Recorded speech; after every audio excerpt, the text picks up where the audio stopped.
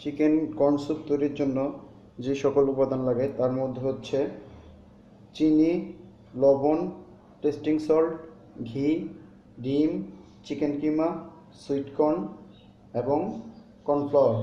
চুলা অন করছি। পানি গরম হওয়া পর্যন্ত আমরা অপেক্ষা করছি। পানি গরম হয়ে গেছে, এবার আমি চিকেন কিমাটা দিয়ে দিলাম।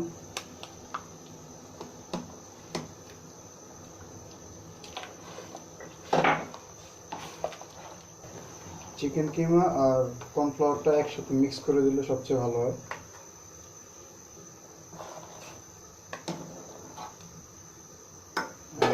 আমি এর সাথে কর্নফ্লাওয়ার দিব।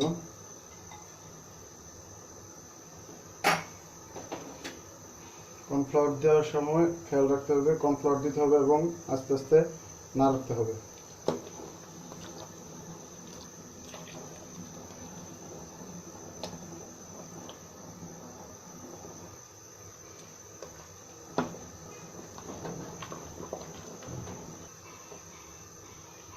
প্রয়োজন মতো চিনি, লবণ,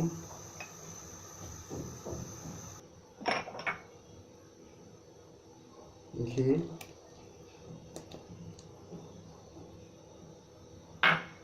সামান্য অল্প একটু পরিমাণ টেস্টিং সল্ট এবং শেষে আমি ডিমটা অ্যাড করে দেব। ডিমটা দেওয়ার সময় খেয়াল রাখতে হবে আস্তে আস্তে করে দিতে হবে এবং একটা কাঁটা চামচের সাহায্যে ধরে ডিমটা দিতে হবে আর অনবরত নাড়তে হবে, নাড়ার উপর রাখতে হবে।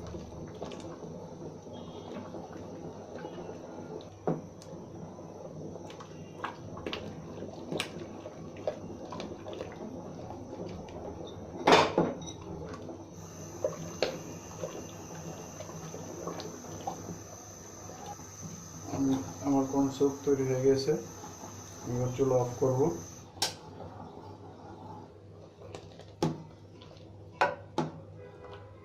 এবং অফ করার পর আমার সুইট কর্ন ঢেলে দেব। এবার ভিনেগার সস দিয়ে পরিবেশন করার পালা। তৈরি হয়ে গেল আমার চিকেন কর্ন স্যুপ। খুব সহজ একটি রেসিপি, বাসায় বানিয়ে ট্রাই করবেন, আশা করি মজা লাগবে।